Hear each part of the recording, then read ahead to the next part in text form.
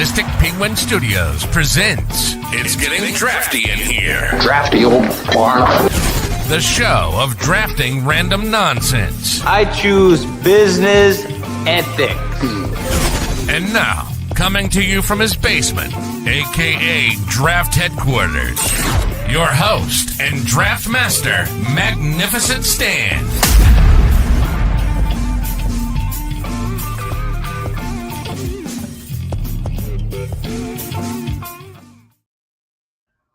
Hello and welcome to, well, let's say the hookup on getting drafty. Finally, we are your together. We are your hosts. I'm Brian, otherwise known as Magnificent Stan, and joining me is fellow Sadistic Penguin superstar and the host of the Hookup on Music, our buddy Tony, aka the Sugar Baggy. What's up? Hello, everyone out there, and hello, Brian. How are you? I'm good, brother. Long day. Long day. It sure was. And some of these songs on these albums, man, yeah, it was a long day. You could sing some of them to it. It was a hell of a decade, though. King of Pain, that was me today. I was the King of Pain. I was just riding the crazy train all day. There we go. See, look at that. There we go. We already started. So for those of you that are going to be watching us now, we are going to be drafting albums from the 1980s that we love. So we're really let's just dive right in, dude. You got the first pick. Let's start talking music, baby. All right, let's do it. And I'm going to start right about here.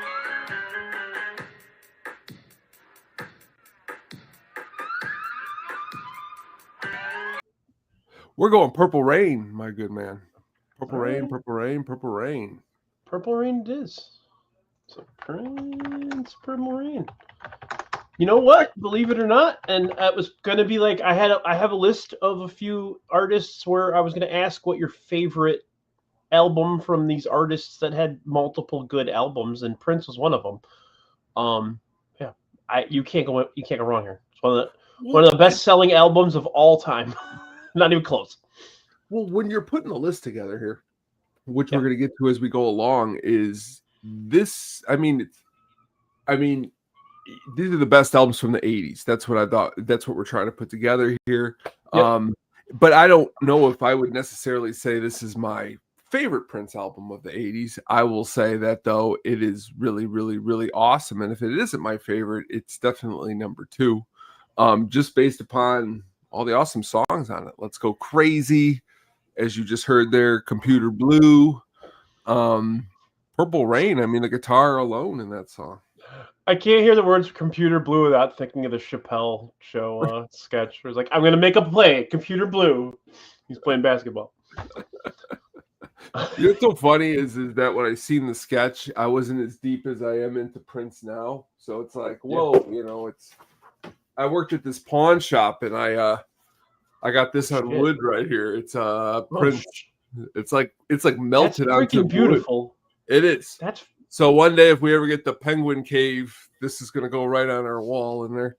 But yeah, someone right above the fireplace, right? Someone got rid of that, sold it, pawned it off at a pawn shop, and I was like, I need that. No one else has that in the world, but for the longest time, I've been wanting to take that wall there, see where that Batman thing is, and just put all kinds of music posters and all kinds of shit. And that's like the exact type of stuff I'd love to you should start to accumulate. I was thinking about just buying up like shitty copies of albums and then just doing like a collage. Cool. But I think I'm gonna do concert posters though. I think I'm gonna start just looking for like cool random concert posters, like They Might Be Giants and shit like that. So back in the day when TGI Fridays used to be up and running, inside the corridor of every TGI Fridays they had old album covers, all like a collage, and I would just stare at that. But yeah, that's always a cool thing. Yeah. What do you got going on for number 1 here? I think you already know my number 1. I think I kind of are we going to the jungle? Is that what? Yeah, we're gonna go to the jungle. I'm gonna go Guns N' Roses, Appetite for Destruction. On my evening walk tonight, I was like, what could be the worst move in this whole draft to set it off wrong? Is like if I picked Appetite for Destruction, because I know you could. I know you wouldn't care. It's still going to be on the table for conversation. That's all that matters sure to me. is. At the You're end right. of the day, You're right. you know, There isn't even a competition here. So let's get to this awesome album in which you picked. I think it's one of the greatest rock albums of all time. It opened up the door for so much too. Like, you know, there were heavier bands, Black Sabbath, stuff like that really got through. Metallica was starting to get through, but this album kind of just made it okay to be like really heavy. I kind of steer clear of calling them heavy metal. It's just like really good. Well, because there's a lot of like classic sensibilities to a lot of the riffs and it's musicianship at its finest, in my opinion, and it's not because of Axl Rose, it's because everybody else in the band. But yeah, I mean, top to bottom, every single track on that album is epic to me. And it hits as someone who was growing up. You know, I was born in 1980, so when this came out, I was 8 years old, 7, 8 years old. I have older siblings. My brother had the original pressing of Appetite with the cover that was banned. Do you remember that one? Did I lose Tony? So yeah, it was just one of those albums that we always threw on, and it was important to me, and it still is. It was when I started collecting. I ended up buying the special edition Appetite, and it's fucking great. And it sounds great now. It sounds better now than it did when I was a kid. So I mean, I feel like over the last decade or so I've started to appreciate music a lot more, but at the same time I lost my train of thought here. Hi Caitlin, hi Kevin. And this is true. We went and saw the Buckethead version of GNR.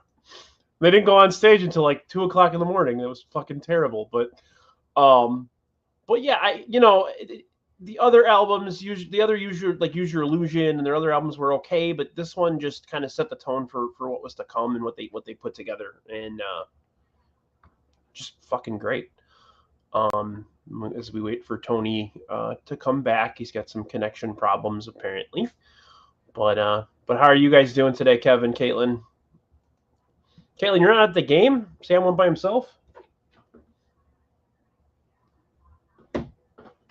Did he say finger painting? Yeah, I mean, have you seen what they look like, or what Axl sounds like now? He looks like the old lady from Throw Mama from the Train, and he's incapable of keeping a tone. It's kind of all over the place, but yeah, I mean, I feel like that was my favorite, and I think it's the best album. That there's a lot of obvious great albums in this decade, but I feel like this one kind of opened the doors for so much more in music moving forward. I think, yeah.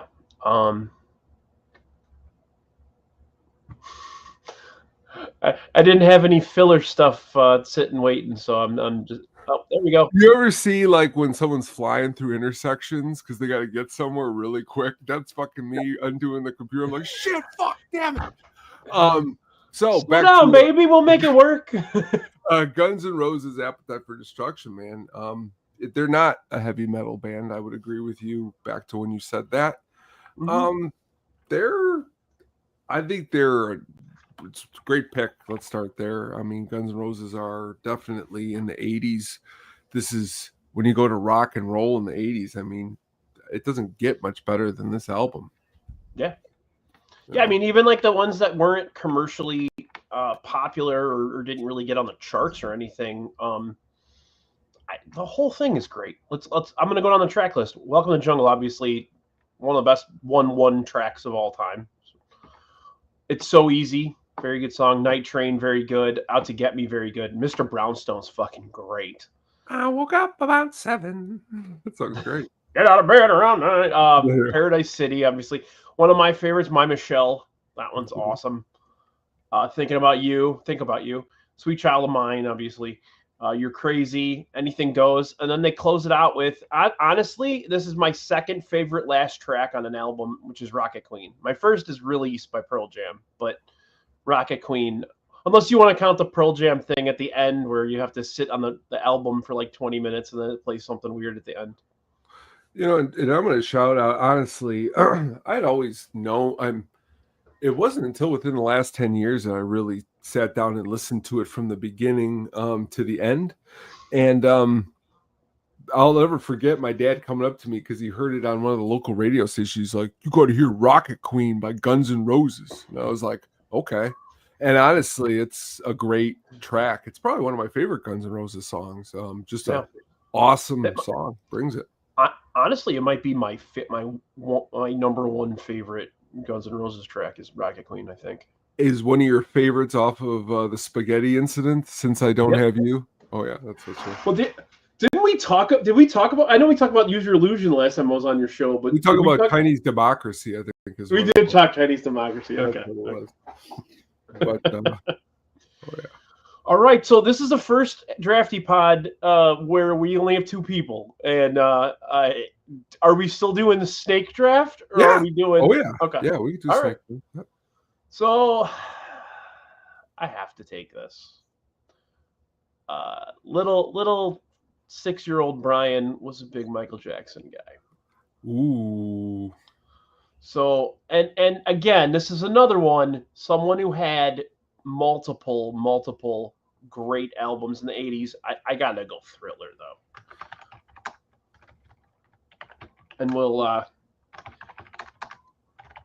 we'll do is we'll reference Dave Chappelle again because he goes when they're do you remember the episode of Chappelle Show where he was a juror in or prospective juror in the Michael Jackson trial? Yes. And they're like, he didn't do anything wrong. He made Thriller, man. Thriller. But yeah, I mean, you can't not love Thriller. I mean, I whatever you think of Michael Jackson, I get it, but yeah, I mean, it even has like the Paul McCartney song that everybody hated. I love that song.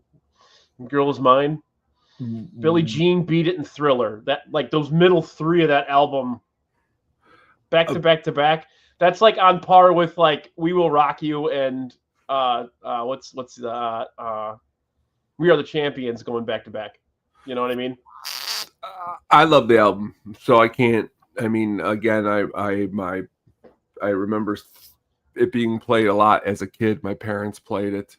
You know, in 82, they're like 28 and 25. So I mean, obviously, this is big time all over the charts. My favorites off the album, I do love Thriller and Beat It and Billie Jean. But the deeper tracks, I really enjoy, especially like Human Nature. Pretty Young Thing.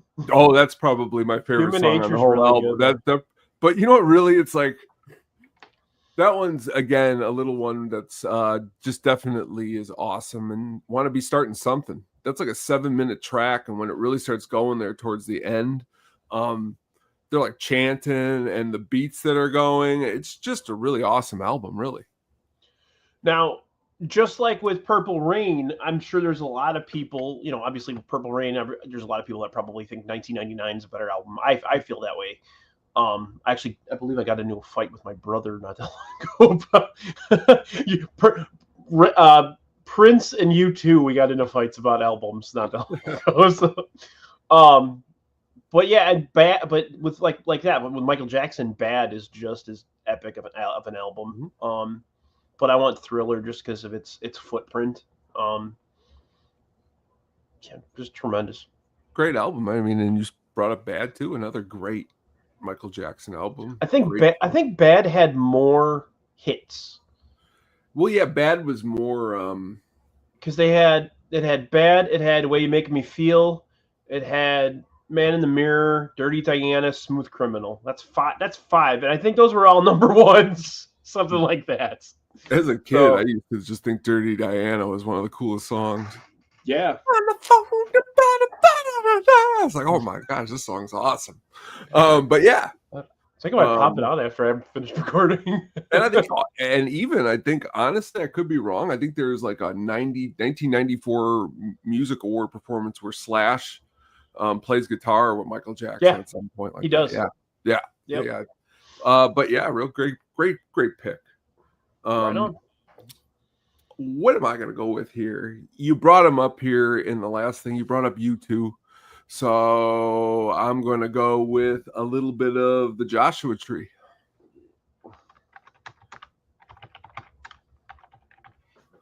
No, again, I was actually listening to it while I was researching today.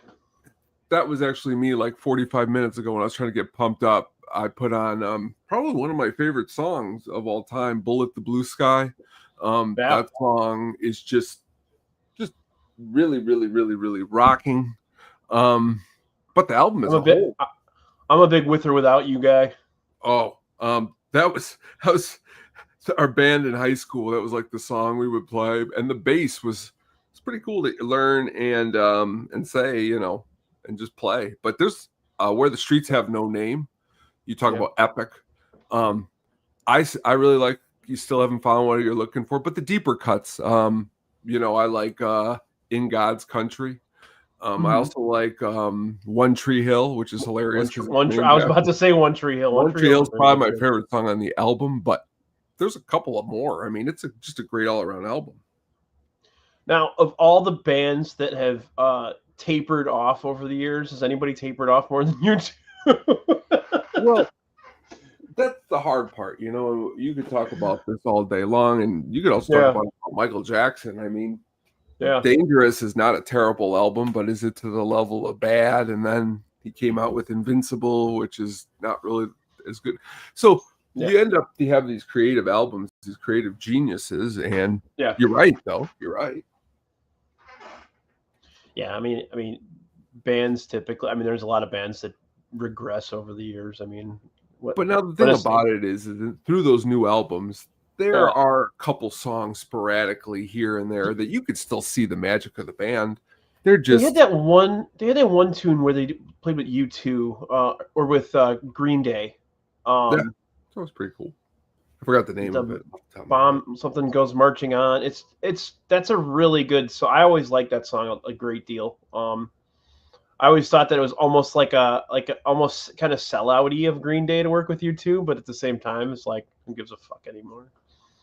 Well, that's really what it comes down to too. Is it's like, but back to but U2, their other really great album though was in the early '90s, Achtung Baby. That's a pretty good album. What was the album you were arguing with your brother about? He loved. I believe it was. He's like a big Unforgettable Fire guy. Oh, great, and honestly, I could talk that album all day. Brandy and I were talking about U2 earlier, and she mentioned War. I think War's a good album too, but yeah, I think Joshua Tree is like their apex. I think that's their peak. And it is. Zooropa was okay. Achtung Baby was solid. Rattle and Hum's got some pretty. It's like the thing about it is, but you reach sometimes a pinnacle. Right. All right. Sweet. This is you know what I'm going to go with here. I'm going to go with the other one. Topic. Isn't it? It is. It's a very hard topic. It's not an easy topic. Because I started making a list, and before I knew it, I had 35, and I'm like, I got to cut 10 out. And then I got to cut more out, and I got to cut more out. So. There's so much to pick here from, but you know what? I'm going to go with another album that probably since I seen the first, I think I was, 6-7-year-old Tony. I mean, again, what is that? That's 1988, 89. And watching Chevy Chase and Paul Simon do a music video to You Can Call Me Al, Graceland by Paul Simon. The title track, honestly, is, again, I could call it one of my favorite songs of all time. I could put it in the top 10 of my favorite songs of all time. Yeah. Also, makes me feel a certain way, and I don't really know what that way is. I can't really explain it, but throughout the album, you just get a lot of that feel of different, awesome, just sounding, just instruments. He Paul takes Simon, a shitload of chances. There's just so many different things he does with this one. He incorporates the South African stuff. There's like Paul Simon never used fucking horns in his music, and he used it, and you're like, oh my, well no, he was a folky for all these years, and then he opened it up, and it fucking worked. like really well, you know. And it was just really a great album. And then you realize you dig deeper, and you get cotton on the subject, I guess, because it's about his breakup with Carrie Fisher, Princess Leia. So you start to say, oh wow, that's and honestly, you start to look back through all of that, and she's going between Dan Aykroyd and Paul Simon, and she's hanging out with Belushi, and we talked about Belushi on the last show. And Paul Simon, he was a rock star. In this album, he brings it. It's a really great album, and I saw him about 10 years ago. Me and my sister saw him at Northerly Island, and he sounded awesome. You saw Paul Simon? Yeah, at Northerly Island. Ooh. And it was all these Graceland, all the songs off of Graceland. He even played some deeper cuts that I hadn't heard before that now make it into my repertoire. But I'm a big Paul Simon fan. And this album, I would say, is definitely one of his best. Unlike the Prince album and the U2 album, I can say I've listened to a lot of Paul Simon albums, that this one is his best album. Yes. Illinois Senator Paul Simon. No, that's Paul Songus, Kevin. Paul Simon. So, Tony, you and I have known each other for what, 3 years? Yeah, around there. Yeah, sure. We talked a lot of music.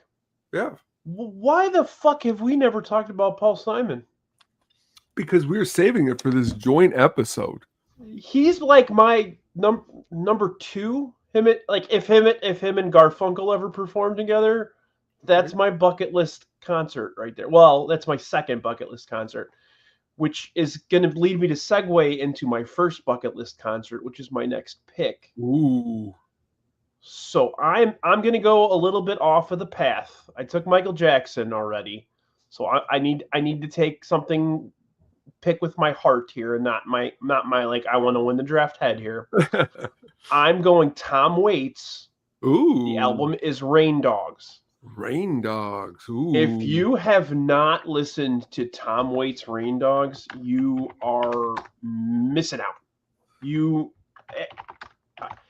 He uses so much different. It's one of the albums where he really starts fucking around with sounds, with just like Paul Simon did. But it's almost like a Beck album where like Beck just starts fucking pounding on random nonsense. That's pretty much what Waits does with Rain Dogs. I'm seasoned on Tom Waits' acting. He's a great actor too. He is. But digging into this Rain Dogs album, this has got me excited this week. Yeah. So my two favorite Tom Waits albums, and I'm going to pick Rain Dogs number one. It's Rain Dogs and it's Swordfish Trombones, and that's one word, Swordfish Trombones. Ooh, I like that title. That one came out in '83, so I could have taken that one, but I go Rain Dogs. It's got Singapore, a fucking great song. Clap Hands, great song. Cemetery Polka, great song. All the way down, and there's like 20 songs in this album. They're all very short. It's almost like a punk album in terms of time on these songs. It's some of these songs are like 90 seconds. Tony, listen to it, and we'll talk about it on Hookup. I can't wait. I'm definitely. We could talk about Tom Waits for hours. The man's like a god to me, honestly, and I think my cousin Josh, shout out Josh. I'm sure he's gonna watch this at some point. He got me into him. He made me listen to Swordfish Trombones one night, and I'm like, what is this? Like it's like I don't even know how to describe. If you haven't listened to Tom Waits before, he is early on. He liked to play the piano. He's a wonderful songwriter. He writes a lot of songs for a lot of people. He's written for Springsteen. He's written for Rod Stewart, number of different musicians over the years. But he really good. Put him in front of a piano early on, and very, very soulful, wonderful music. And then his voice started to go. So he started to compensate his weird ass voice with all these different sounds, with all these different sources of percussion. And it just, I love gibberish. I love nonsense. And that's why I have this podcast, is because I love to talk about random bullshit like this. And that's really like, this is my version of Tom. This is Brian's version of Tom Waits, I like it. Yeah. So I'm gonna go with that one. And then we'll go back to we'll go back to picking a win here. I got my Tom Waits pick out of the way. I'm gonna go, and this is a tremendous album. This is like another one like Guns N' Roses. Like this is their apex.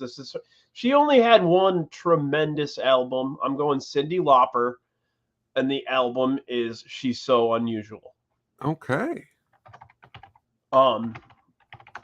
She just wrapped up her career. I don't know if you saw, she had her last concert recently, and everybody wanted to be in it. She ended up like Cher was in it, and like a bunch of people just showed up and started performing with her. So she is very underrated. I mean, people think of her as like a pop singer from the 80s, but if you ever listen to a lot, like she started to do in the 90s and 2000s, she started to do a lot of like almost like loungy crooner kind of stuff, and she has a tremendous voice.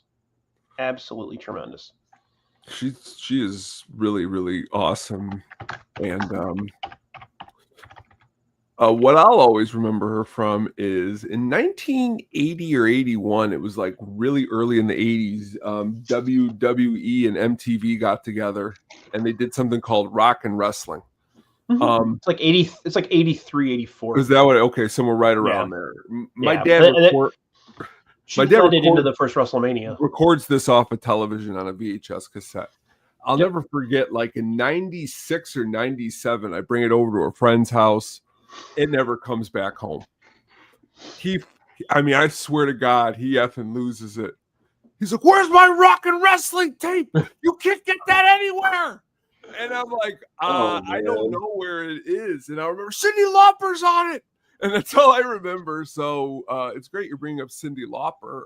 What are the big hits on Cyndi Lauper here's album? So you have Time After Time, Girls Just Want to Have Fun. This is that album. The one. Yeah, I mean this has like literally anything Cyndi Lauper that made money. Except for True Colors. Everything else is on this album. So yeah, you got Money Changes Everything, Girls Just Want to Have Fun, Time After Time. She one of the best openings to a song ever is She Bop. If I ever became a professional wrestler, that would be my theme song. Time After Time, I could tell you in the last year, Time After Time has been the song for some unknown reason. Whenever I got the radio on and it's on, I've listened to it probably more than ever. It's a really good pop song. I mean, it's a great pop song, not a really good pop song. It's the composition's wonderful on it too. And Girls Just Want to Have Fun is I believe Girls Just Want to Have Fun is a cover, but it's still a good song. But she turned it into something. It was nothing before. So excuse me, there goes.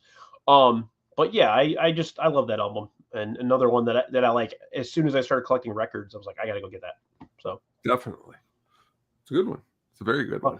Love me some chick music. Oh, it's good. It's all good. I got some on my list here. It's tough here now. My final two, I'm gonna go with my just my two favorite albums from the 80s is what we're gonna go with here. Okay, hang on a second. My thing here. What the hell just happened? Paul Simon, what happened? Yeah, what the heck? All right, sorry. Go ahead. Keep going. I'm sorry. Okay. This is probably one of my favorite songs, and it's another one.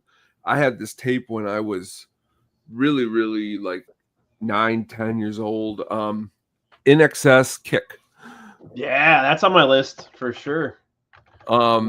This song is just loaded with song after song after song after song of just really, really awesomeness, to tell you the truth.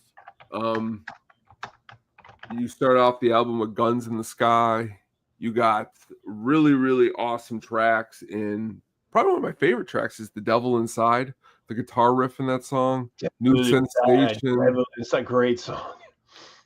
Me and Katie's wedding song is Never Tear Us Apart.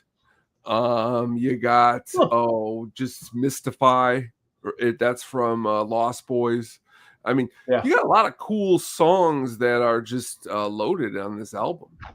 It's a great band, man. It's unfortunate we never got to see much. We didn't really get a follow up much with that. This is what really upsets me, Brian, and maybe you're going to get upset with me too. Because if we can go in a time machine, I think it's like in a time period where we probably didn't even appreciate In Excess, like 2003, 2004.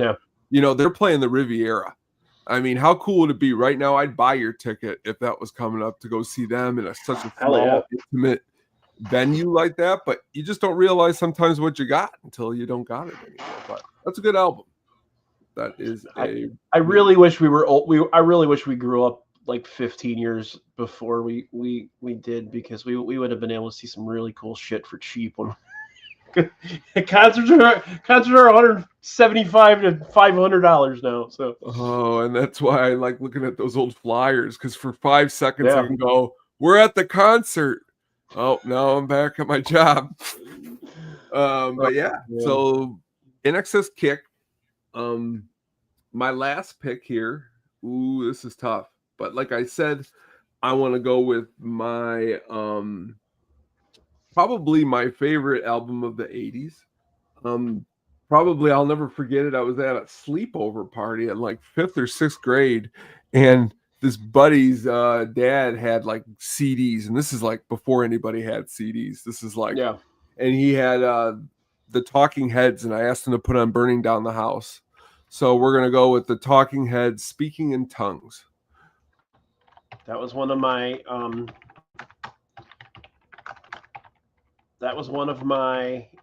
which album is better in the 80s for bands, because it was that one or Remain in Light.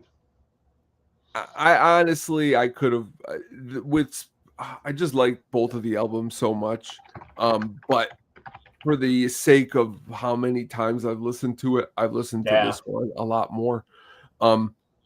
I always like the Talking Heads, and I like any band that incorporates some kind of dancing along to it. Like you can dance, like move your head, bob along. I grew up, and it's hilarious because I don't do this, but all these bands on both sides, like when you would see like my dad drive, and he'd be like, so like, and like I don't usually get animated unless I'm like in the house here with my headphones on. I'm dancing, I'm moving. If I'm driving, I'm just driving. But like Talking Heads album definitely gets you to be able to move around a little bit.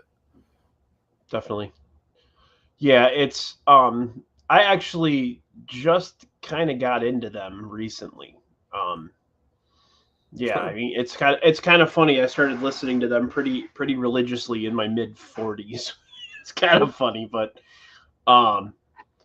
yeah, I mean it's a tremendous. They're both of those albums are great. I just wanted to hear what your opinion. Well, I obviously I know your opinion on that. So Speaking in Tongues, but it's like the Tom Waits conversation. To be fair, we can go on to both of those albums, probably a whole episode, because there's really so many great things about both of them.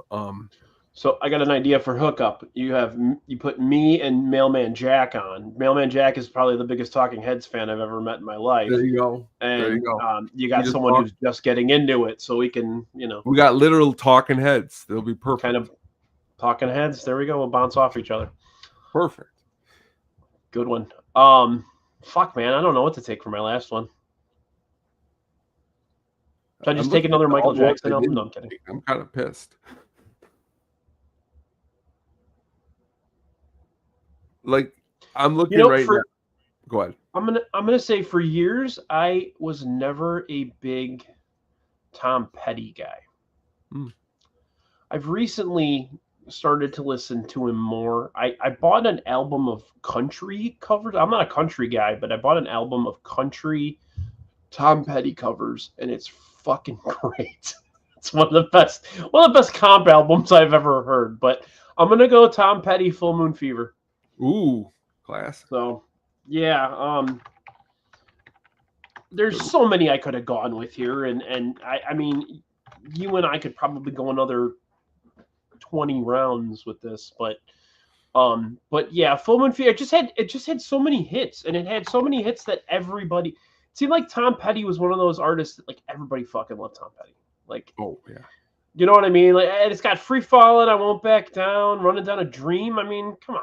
Well, see, that's right there's where you might say, well, what got you into Tom Petty? There was that last song you just said right there. I'll never forget Running Down a Dream for the guitar riff at the beginning. Yeah. And then when I'll never forget dating this girl, and I saw him, it was what year is this? This is like 2001 out at Tinley Park. And that's what he opens up with. And you say to yourself, from what I understand, isn't that what he always opened up with for like the last a lot of the times towards what was 20 cool years is or the whatever? last couple tours, what he did Yeah. was like one of those like started with the very first song he ever did and then played all the way to like the end. Like he tried to go in order of like his catalog, which I thought was kind of cool in a way. But that seems it to was be like always a good popular starting. thing these days with bands is. doing like is. playing. Yeah, I mean, if you go to like Riot Fest, it's like almost all these bands are playing like a specific album every time. You know what I mean? They are. Shout out Riot Fest this weekend. Hope you Fest. have fun if you're going. That Petty Country album, Luke Combs actually does Run Down a Dream is really fucking good. So if you've ever suggestion to people, is Chris Stapleton on this one? yeah, yep. Now that song right there is a awesome song. The whole thing is wonderful, and one of the best covers I've ever heard in my life. It isn't on this album, but isn't on the Petty Country, but it is a Petty song. Miley Cyrus was on with Howard Stern, and she did a cover of Wildflowers, and it's so pretty. Like I'm not a big Miley Cyrus person, but it's really good. That's a good song. I bet it's a good cover. It is. It's wonderful. You should give it a shot. It should be on YouTube or whatever. But cool. Oh, so Back in Black was on my list, and I almost took it just now. I mean, it's hard like when you're doing these lists because Back in Black's probably one of my favorite albums of all. I've listened. First CD I ever got was Back in Black. I've listened to every song. I've listened to that album all the way through. It's hard when you're doing these album things because it's like I like so many albums. I mean, we're gonna go through here real quickly here before we go. Just some awesome albums that we didn't even pick on our list. We got to do dump list for sure. Yeah. So let me ask you this: what album Rolling Stone did I think it was top 200 albums of the 80s? Mm-hmm. Do you know what number one was? That was my question to you. Oh, it was London Calling, correct? And which came out in 1979. But if you read and that was what I wanted to come out to you. It was released in January. Yeah. But like I couldn't find like even normally it being released in 80 because that's one of I love that album, but I do not think of it in the 80s. I think of it in the 70s. So that's why I couldn't pick it. But I don't agree with that just based on that. As we go along, I'm becoming more and more of a weirdo audiophile nerd, and I've been collecting records, like I said, for about a decade, and I still don't have London Calling for some reason. I have Combat Rock. I don't have London Calling, and I don't know why I never got it. Combat Rock is wonderful. That would have been a great pick for this list, as stated here. That's another best. Which album was better which 80s album was better for the Clash? I know a lot of people think London Calling. I actually think Combat Rock's a better album. They're both epic though. Well, they're so cool. What's cool about the Clash is, are you a Beatles fan? Do you own any Beatles albums? It's funny. I have all of them. Take the White Album. That sometime in October we're actually doing a Beatles draft. London Calling plays more like the White Album, where it's a bunch of sounds coming. The cool thing about the Clash is they never were. Where the Sex Pistols all sounded the same every single song. The Clash could play reggae, they can play fast punk, they can play. There's some really cool like dubstep stuff on Combat Rock. Just some really awesome all around things. I love when you listen to certain bands and you can hear like that Beatles influence just kind of poke out. Like if you have you ever listened to Radiohead and just sit there and you're like, this sounds like the Beatles. Like if you just kind of frame it a little bit differently, like it sounds like a Beatles song. Like it's almost like their format and how they create is very similar. But yeah, you mentioned so the Beatles. We're actually going to be doing a Beatles draft sometime in October. I'm working on it right now. So Beatles had some successful albums in the 80s. Some of the Beatles, Double Fantasy by John Lennon, his last album, had some songs on it that were a pretty big hit.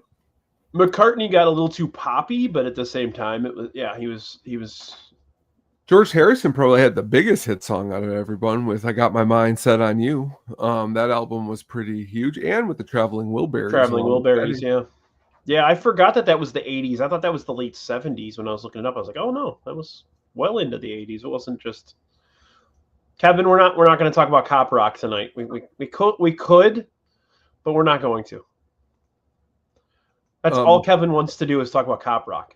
Whenever I see him, I'm like, hey buddy, how you doing? He's like, did you watch Cop Rock last night? And I'm like, no, man, I didn't watch Cop Rock last night. No.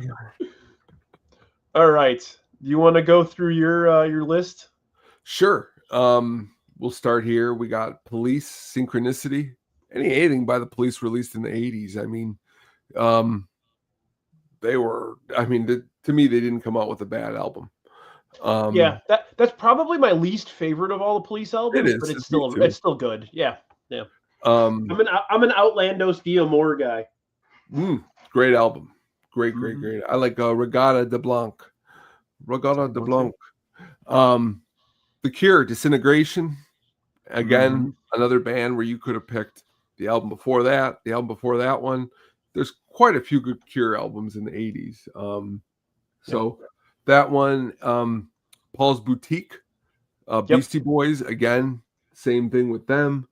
That was another one that was another one that for me that was on my list at that last pick. I thought Paul's Boutique, I thought Back in Black, and then I was like, fuck it, I'm gonna do Tom Petty.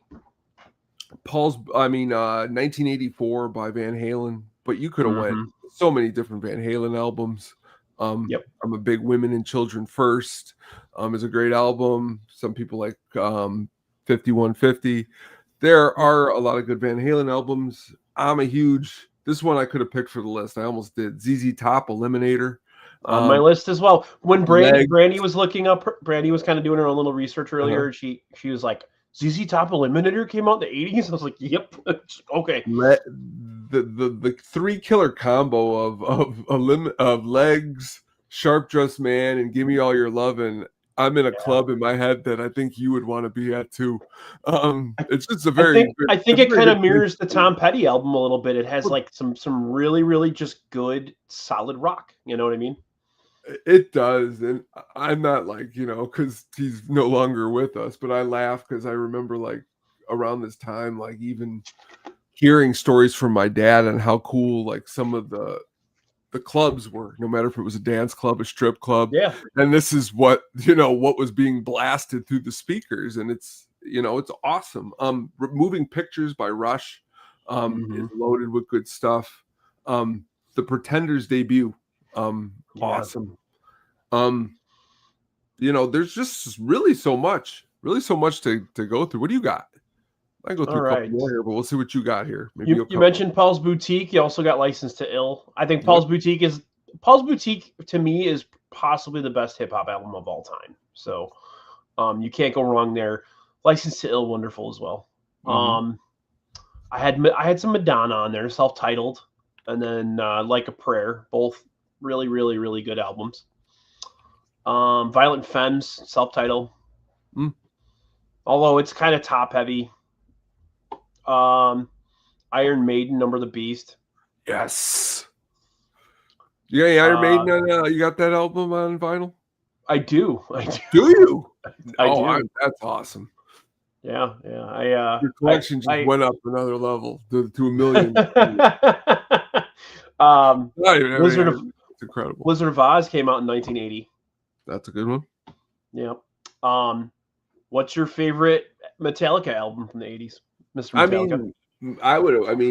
The best one for I would say Master of Puppets, but I love Injustice for All. But I also love that's probably my favorite. But Ride the Lightning's good. Kill 'Em All is probably my least favorite. Like the super, super heavy, fast stuff has never been my favorite. I like more of the crunch, which is on some of the other stuff. But the good albums there. Good albums. What else did I have here? Faith No More, Real Thing? Oh, of course. The title track, The Real Thing. I really like that song. I've been playing it a lot lately. Yeah, if you take Epic off Real Thing, it's still really, really, really, really, really good. It's still really epic. Yep. Nirvana Bleach came out in 1989.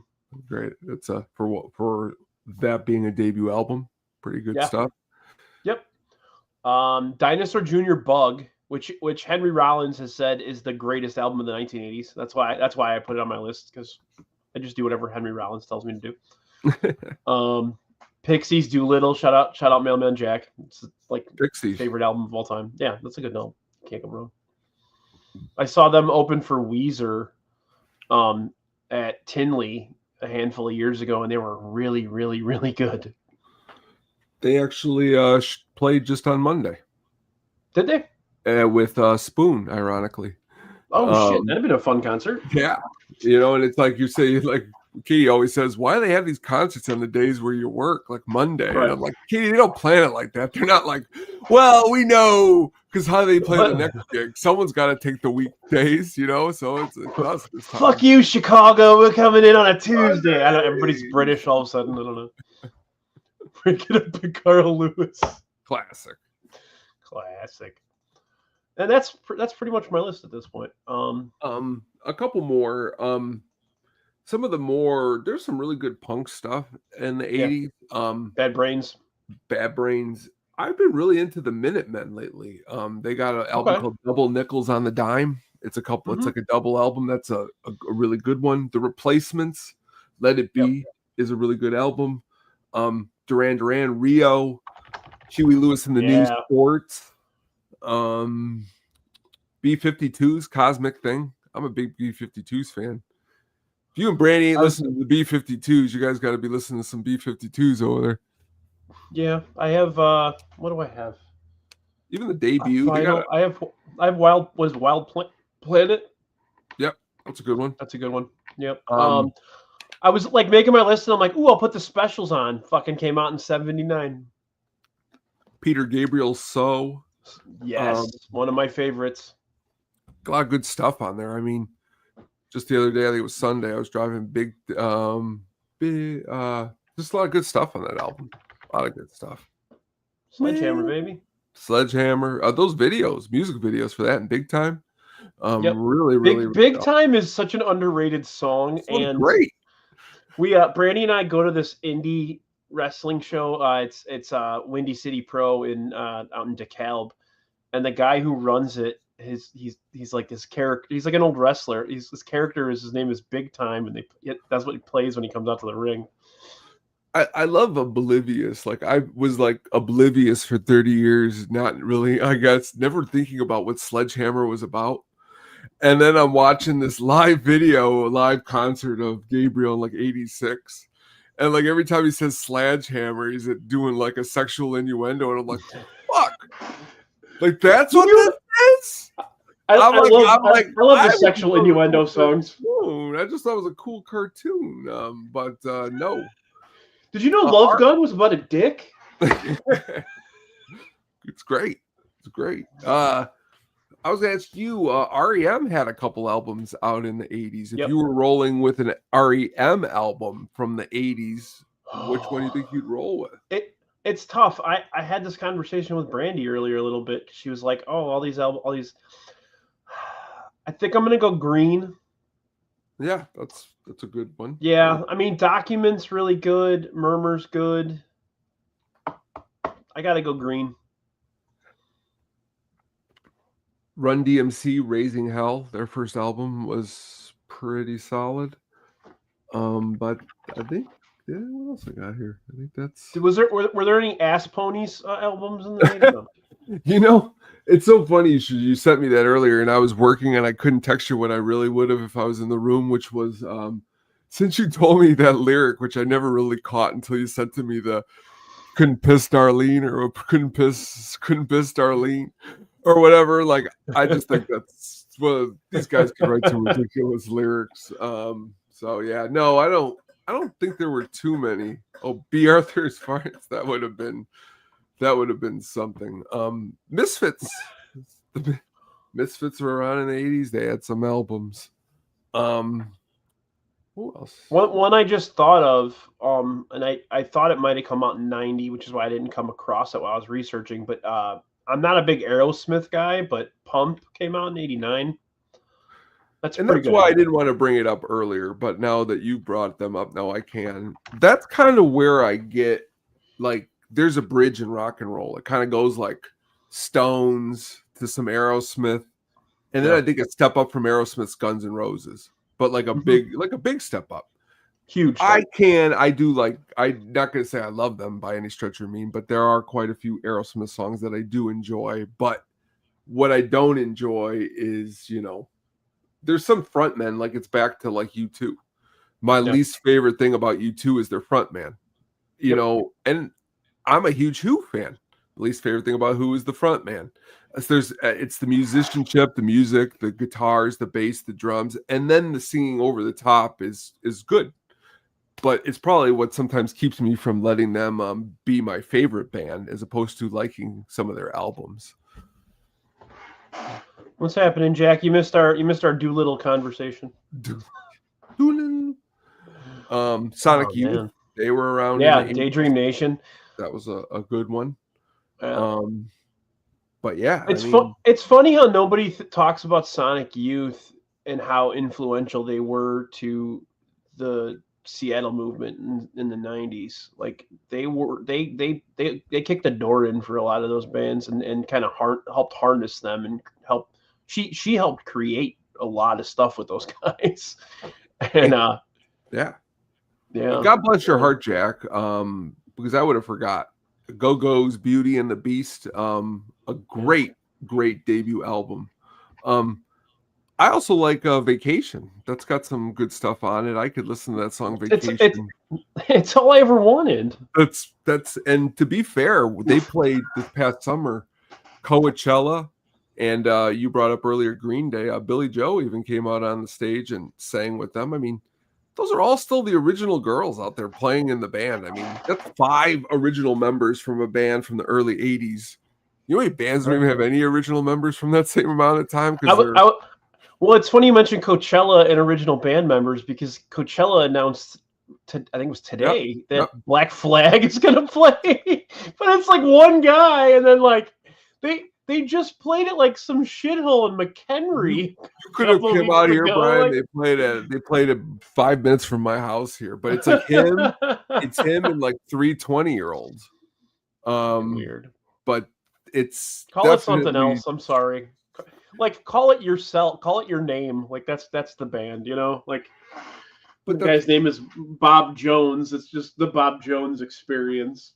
You brought up the Sex Pistols. I mean, we brought up the Sex Pistols earlier, and we brought up Riot Fest. They were supposed to play Riot Fest with a new singer, but then the guitar player fell and broke his hand, so they had to drop out. So now there's no reunion tour. It's always awkward when that happens. We're back together. Johnny Rotten's like, "You guys are garbage." The guy falls, breaks his hand. Now there's no reunion tour. All right. Here's how that kind of goes. Oh man, yeah. I came across that today. I just started laughing. I'm like, aren't they playing like these little shitty dive bars all over the place? Like the people at Coachella are gonna understand what they're seeing anyway. Like, well, and speaking back to Riot Fest, a band who had a huge hit in the '80s, the Beach Boys, are playing with John Stamos. Kokomo, that was a big '80s hit. But yeah, I mean, we covered a lot of stuff here, man. It was a real cool summer. And Brian, tonight you were definitely a dark dressed man. Best part about ZZ Top, the guy without the beard, his last name is Beard. Frank Beard. Yes. I think that was one of the coolest things when someone said that Dougie looked like Dusty Hill, the bass player. I was like, that's incredible. I want to hang out with him just because he looks just like Dusty Hill. That's awesome. I mean, these guys, dude. Hey, Dougie's going to be on the show next week. These guys rocked. ZZ Top back in the day. Absolutely. Well, Tony, I said we were going to do 20 or 30 minutes, and we're almost at an hour. So look at us. I think it's time to wrap up here. You want to get some pluggage going here? Sure. Hold on a second. I think I got one more song here. What was this? What we got? Oh, this is Blue Sky. I'm like, why did I put Blue Sky? Because it's Bullet the Blue Sky. All right, what do we got going on here? Just yesterday, we had a new hookup on music. Go back and check that out. We talked about the sad passing of one of the members of Supertramp. Brian, if you don't have any Supertramp vinyl, you better get on top of that. You got to get some Supertramp vinyl. You can't make me buy any.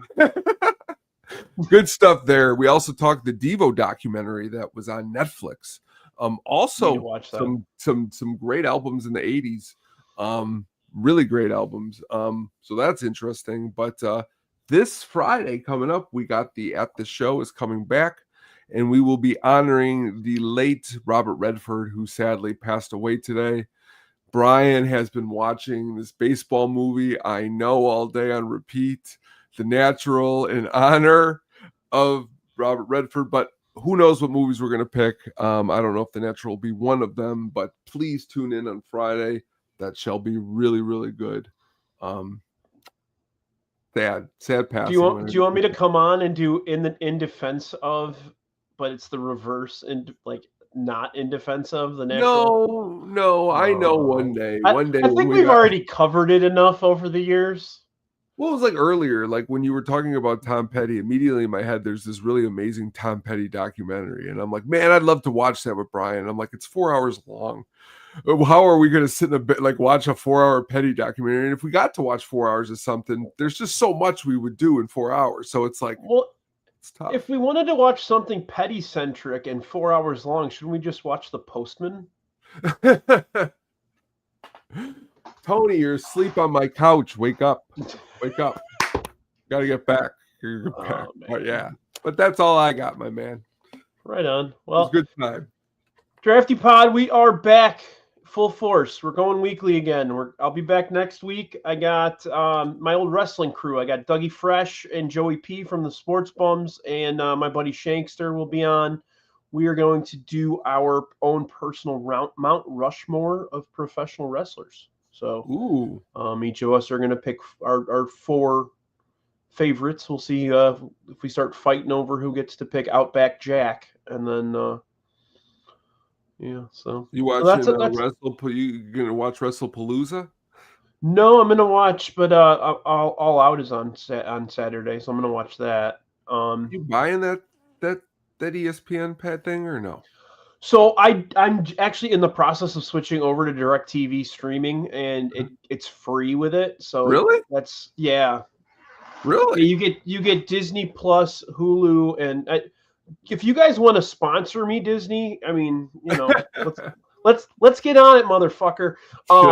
So yeah, you get the Hulu, Disney, ESPN package with DirecTV. Cool. So I'm switching over to that, and hopefully that works out. But I'm kind of pulling off of WWE, and you guys will find out a little more when I start my other podcast down the road. We'll be probably talking more about AEW than anything, but sounds good. Well, yeah. So yeah, next week we'll be back, and then I am like I mentioned, I am planning a Beatles super draft. My wife is actually going to be on that one, as well as Jackie will be back with us, and then awesome. I think I'm going to find a 4th person. Tony, if you want to hop in on that one, I don't know. I don't know how much of a Beatles guy you are, but Oh, I'm a huge Beatles guy. I could talk about the Beatles for. I was working on categories, and I was thinking favorite song, favorite album, favorite band member, and favorite cover. Outside cover, not one that they did, but one that someone else did other song. So sounds awesome. Okay. We'll rock it. Right on. Well, guys, this is it for It's Getting Drafty. I stopped numbering the episodes. I think this is number 75, but I don't even know. So I still haven't recorded 69 because I wanted to do something crazy for it, but we never did it. So I think it's just going to be the missing episode at some point. So something inappropriate and sexual. But I like it. But all right, thank you. Thanks everybody that was in the chat. Caitlin, Kevin, Jack. Thank you again, Tony. Love you, buddy, and we will see you soon. Have a good night. Peace. Thank you for listening. Please look out for the audio version wherever you jam.